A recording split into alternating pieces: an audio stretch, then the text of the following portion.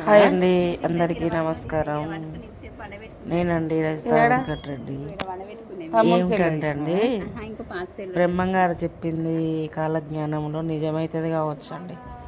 కోతి అండి మా ఒక 4 రోజులు అవుతుందండి ఒక పిల్లిని ఎత్తుకొని పోయి ఆ చెట్టు మీదనే ఉంటుందండి.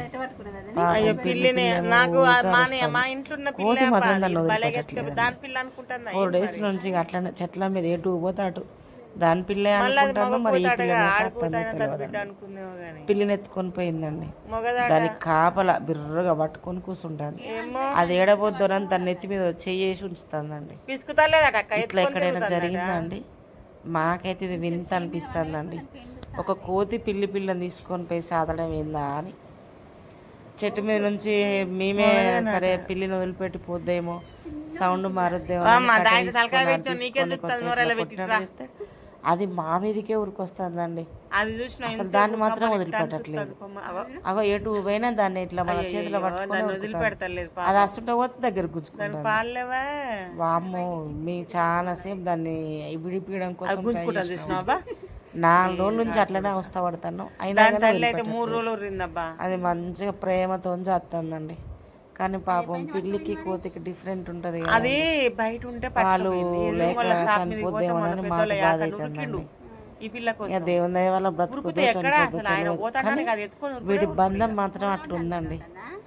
ఇది రాబోయే రోజులల్లో కాలజ్ఞానం నిజమైతుంది కావచ్చండి. బ్రహ్మంగారు చెప్పింది ఇలాంటి వింత వింత సమస్యలు జరుగుతున్నాయి కదా, చూడండి మీరు కూడా ఎలా ఉందో.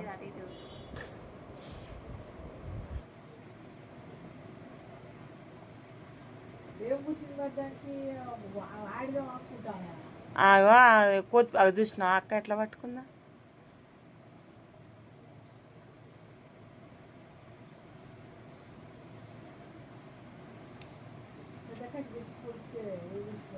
ఆహా, దాన్ని విసుకెత్తే దీన్ని విసుకెత్తది.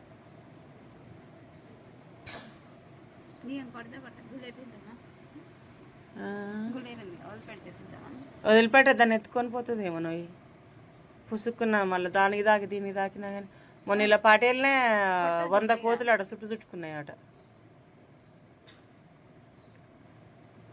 ఆ పిల్ల కూడా మస్తు భలేగా ఉందేమో దాని ఏమటి.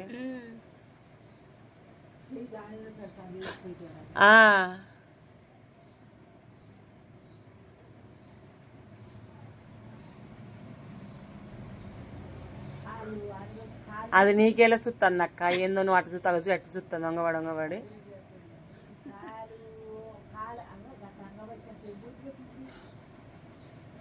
పాపం దాన్ని చంపుతుంది ఏం పాడ. దొంగ ఉండ కదనే, వదిలిపెట్టరా, అది నీకు పుణ్యం ఉంటుంది కానీ. అట్ట చూస్తుంది చూడు రాక్షసి.